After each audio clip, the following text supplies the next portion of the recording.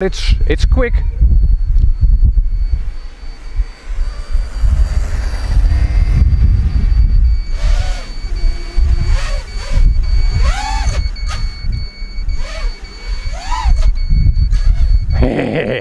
Yeah, rolls are and flips are very nice and snappy on this one. Okay. Show me.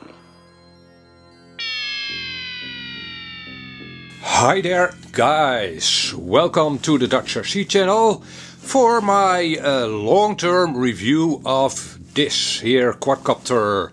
And you've seen the title of this video, of course.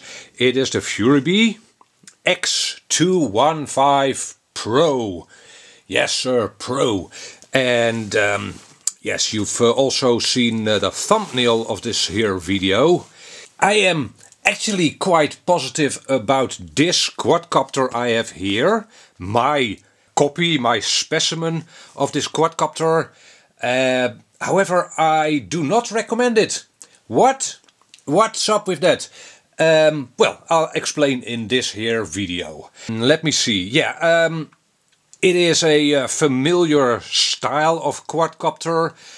These days we see a lot of quadcopters with an aluminium cage, an egg style of cage, and of course it has carbon fiber arms, 5-inch propellers, powerful motors, very powerful. This is a very fast quadcopter, very powerful, and therefore I very much like flying this quadcopter. It wasn't without its problem. You can see a little bit of copper tape over here. I've done a video about that. There was some interference from the flight controller to the VTX. It was easy to remedy that, a sheet of copper tape, and that fixes it. Yeah, so I'm okay with that. If that was the only problem with the X215 Pro, I would actually recommend it, because it's basically bomb proof. I've crashed it a few times, and it's basically like new. The propeller, I'm not sure if you be able to pick that up, but the propellers look a little used. Yeah, that's common, that's normal. And it's a racing style of quadcopter. I'm more of an acro flyer, as you probably know, but it's a stretched frame. And the battery is at the bottom. Those two things make it a racer in my book. Okay, so and it also sports the Kakute flight controller.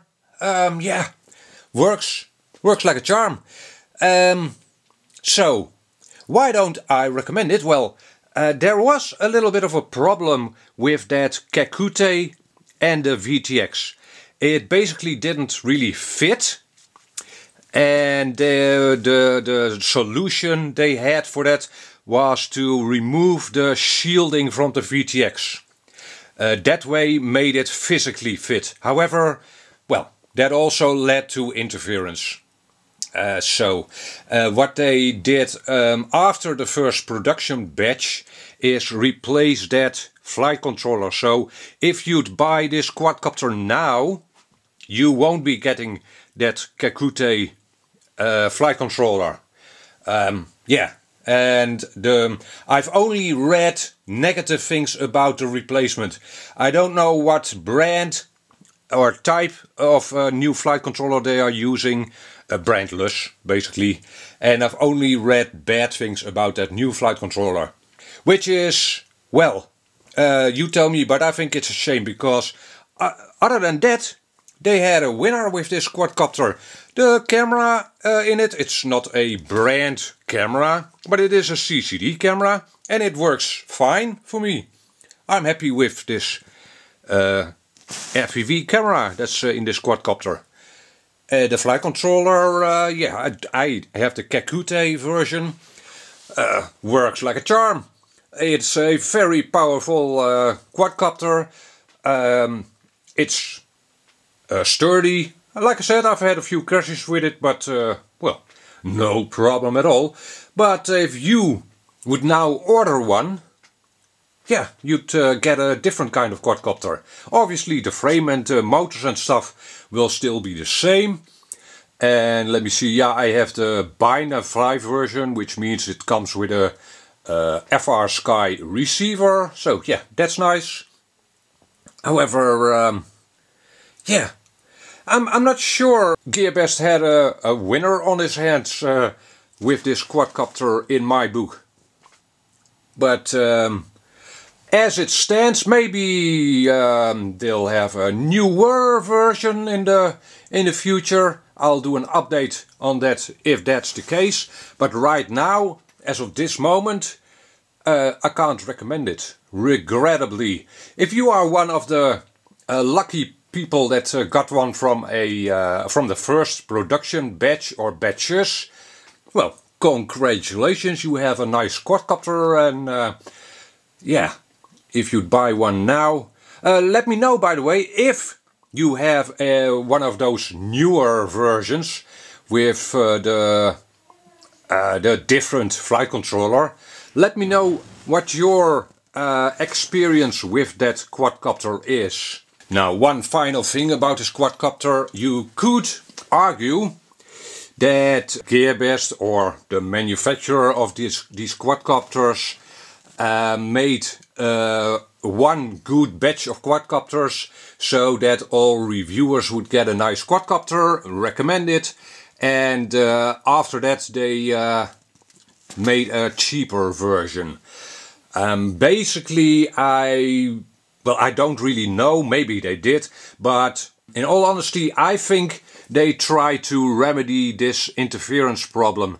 The Kakute, here's a photo of that flight controller. As you can see, it has that raised sensor chip, right? It's set on a piece of foam as a vibration dampener, and that works very well. However, it costs more room, right? Basically, what they did is replace it with a different flight controller that doesn't have that problem. So I don't really think they are trying to deceive us again by making a first batch that's really nice and then shipping out lesser versions. I don't think that's the case, but who knows? Maybe you tell me, what do you think happened here? Again, it's a shame, because it's a very nice quadcopter, and FuriBee has made more very nice quadcopters. Actually, I'm a fan of that brand, if you can call that a brand. But yeah, basically it's Gearbest's in-house brand, and they have had quite a few very nice quadcopters. In fact, at this moment I would recommend the Darkmax, the FuriBee Darkmax. I'm in the process of reviewing that myself. Very nice quadcopter. Yes, you do have to build it yourself, but it's a powerhouse. Very, very fast quadcopter. Yeah, I'll be doing videos on that pretty soon. For now, I want to thank you for watching. Hope it gave you some good information. If you are left with questions, hit me up a comment down below. And catch you on the next video. Bye bye.